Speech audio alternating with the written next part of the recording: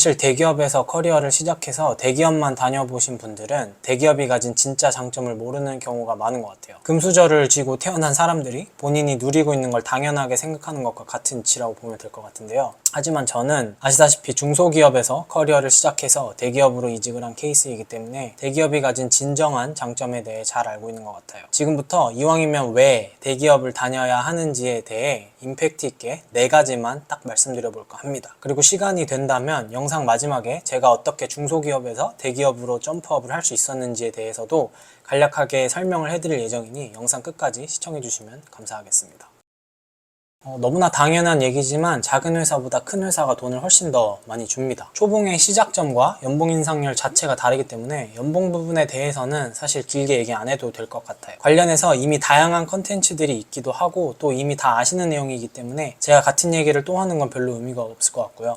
또 연봉이 1, 2천만 원 더 높다고 해서 꼭 돈을 더 잘 모으는 것도 아니기 때문에 높은 연봉 그 자체가 대기업을 다니는 것의 가장 중요한 장점은 아니라고 생각해요. 그래서 저는 연봉보다도 다양한 현금성, 비현금성 복지가 대기업의 큰 장점 중에 하나라고 생각합니다. 예를 들어 일단 현금성 복지의 대표격으로는 인센티브가 있겠죠. 제가 중소기업을 2년 정도 다녔었는데 매년 내년엔 줄 거다라고 직원들을 달랬었지만 결국 퇴사할 때까지 단 한 번을 받지 못했었습니다. 그에 반해 지금 다니는 회사에서는 매년 연봉의 15에서 20% 정도의 인센티브를 받고 있어요. 그리고 저희 회사가 다른 대기업들보다 인센티브를 많이 주는 편이 아니기 때문에 다른 대기업 다니시는 분들은 이것보다 훨씬 더 많이 받으시는 분들도 있을 거예요. 또 뭐 건강유지비, 자기개발비 같은 게 잘 되어 있어서 운동을 배우거나 언어 공부를 할 때 회사에서 비용을 대주거든요. 저는 좀 이것저것 다양한 걸 배우는 걸 좋아해서 이런 복지가 사실 제일 만족스러웠어요. 이외에도 명절 상여금, 유류비, 대출 지원, 경조사비, 식비, 직원 할인 등등 사실 몰라서 누리지 못하는 복지들이 있을 만큼 이런 부분들이 중소기업에 비해 훨씬 잘 되어 있어요. 저는 이런 것들이 대기업 직원들의 근무 만족도를 높여주고 회사에 대한 충성도를 높이는 역할을 한다고 생각해요. 방금 언급한 모든 것들이 다 금전적인 혜택이라고 볼 수 있겠죠. 대기업 다니시는 분들은 연말에 원천징수를 떼어보면 본인 계약 연봉보다 적게는 1, 2천, 많게는 3, 4천만 원 더 받은 걸로 나오는 경우가 대부분입니다. 이런 현금성 복지 외에도 재택근무라든지 유연근무제, 육아휴직, 사내유치원 등 근로자의 워라밸을 위한 비현금성 복지들도 중소기업과 대기업은 비교할 수가 없습니다. 한 예로 2021년 7월경에 주 52시간 근무제가 도입된 걸로 기억을 하는데 이게 사업장 규모에 따라 도입 시기가 달랐어요. 당연히 대기업에 가장 먼저 적용되어 일찍이 시행되었고 실제로 제가 알던 분이 당시 신세계 인터내셔널에 다니고 있었는데 오후 4시면 컴퓨터를 다 강제로 종료하고 나가라고 해서 떠있을 때 퇴근해서 너무 좋다라고 했던 게 기억이 납니다. 저는 굉장히 부러워했었고요. 지금 막 주 4일 근무제가 슬금슬금 논의가 되고 있는 걸로 알고 있는데 이것도 결국 대기업부터 바로 시작이 되겠죠. 저는 사실 상상만 해도 좀 설렙니다.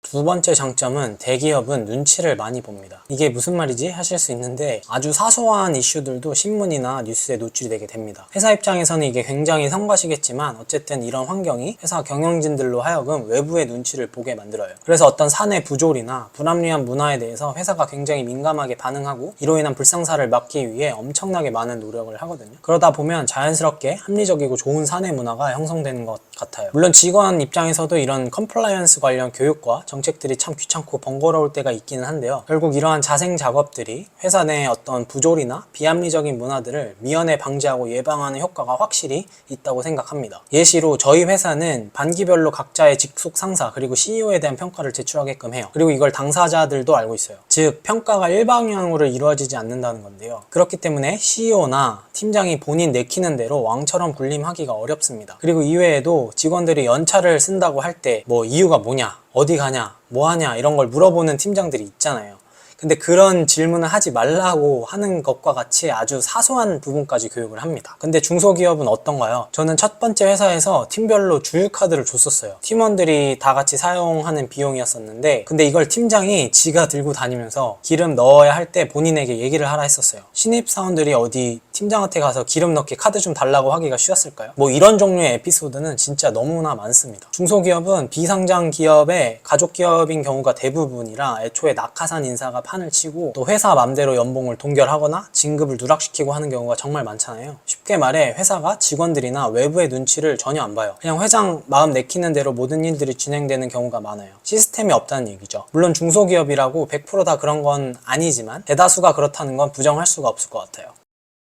세 번째 장점은 같이 일하는 사람들의 퀄리티가 높습니다. 이건 왜 그럴까요? 당연히 입사 경쟁이 치열한 만큼 스펙이 괜찮고 또 열심히 준비한 분들이 많이 들어옵니다. 그러다 보면 규모가 작은 중소기업보다는 확률적으로 퀄리티 높은 사람들이 들어올 확률이 조금 더 높기는 하겠죠. 근데 여러분들이 일을 해보시면 알겠지만 뭐 꼭 고스펙이라고 해서 좋은 사람이고 또 일을 잘하는 건 아니잖아요. 또 실제로 대기업에 와보면 생각보다 직원분들의 스펙이 막 엄청나게 화려하지 않습니다. 그렇다면 왜 대기업에서 일하는 사람들의 퀄리티가 높다고 얘기할까요? 이건 사실 조금 전에 말씀드린 두 번째 장점에서 비롯되는 부분이라고 생각해요. 쉽게 말하면 허튼 짓을 하면 언제든지 저격을 당하고 불이익을 받을 수 있는 시스템이 마련되어 있기 때문에 빌런들이 살아남기가 쉽지 않은 환경이 조성되어 있어요. 그러다 보니 일 잘하고 능력 있는 사람들이 계속해서 모이게 되고 또 그 사람들이 본인 주변에 있는 괜찮은 사람들을 스카우트해오는 선순환이 자연스럽게 형성이 됩니다. 물론 또라이 질량 보존의 법칙이라고 들어보셨죠? 뭐 어딜 가나 이상한 사람들은 있을 수밖에 없어요. 그래도 그 비율과 정도가 중소기업과 대기업은 천지 차이입니다. 제가 이전 퇴사 시그널을 다룬 영상에서 퇴사를 고려해야 하는 세 가지 조건 중에 하나로 롤모델의 부재를 말씀드렸었어요. 대기업에 오면 배울 점이 많은 멋있는 사람들이 많이 있습니다. 업무적으로 뿐만 아니라 재테크나 삶의 태도 등과 같은 업무 외적으로도 배울 만한 사람들이 정말 많습니다. 제가 중소중견기업을 다닐 때는 꼭 사무실에서 손톱 깎는 분들이 있었어요. 저 진짜 궁금한데 여러분은 사무실에서 손톱 깎는 게 괜찮다고 생각하시나요? 저는 진짜 참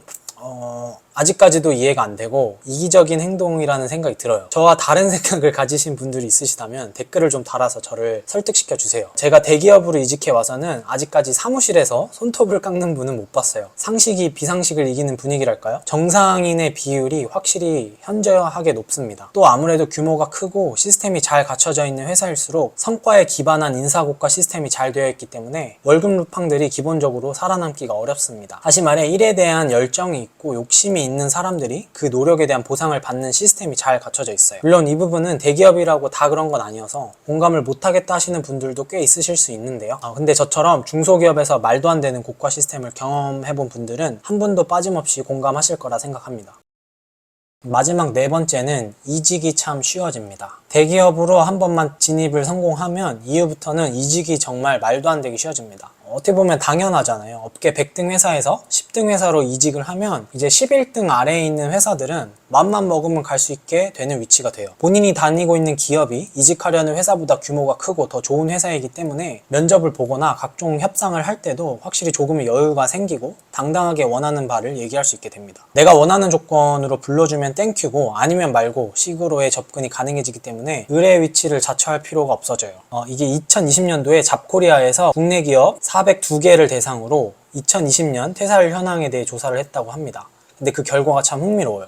저희가 예상했던 대로 일단 중소기업이 대기업보다는 퇴사율이 2배 정도 높은 걸로 확인이 되네요. 근데 그것보다 대기업 퇴사자들 중 무려 48.6%가 타기업에서 스카우트 제안을 받아서를 퇴사의 이유로 뽑았어요. 확실히 대기업에 다니면 이직이 쉬워진다는 게 그냥 하는 얘기가 아니라는 걸 알 수 있겠죠. 링크드인 아시죠, 여러분? 이게 사실 외국에서 조금 더 활성화된 취업 플랫폼이라 국내에서는 그렇게 유명하지는 않은데 아무튼 제가 링크드인에 지금 다니는 회사를 이력에 추가한 이후로 헤드헌터로부터 주기적으로 오퍼를 받기 시작했습니다. 저랑 같이 일하는 분들 중에서도 링크드인으로 스카우트 제안을 받고 이직을 하신 분도 있고요. 대기업이 주는 네임밸류를 무시할 수가 없어요. 정말로 다양한 오퍼가 먼저 들어오게 됩니다.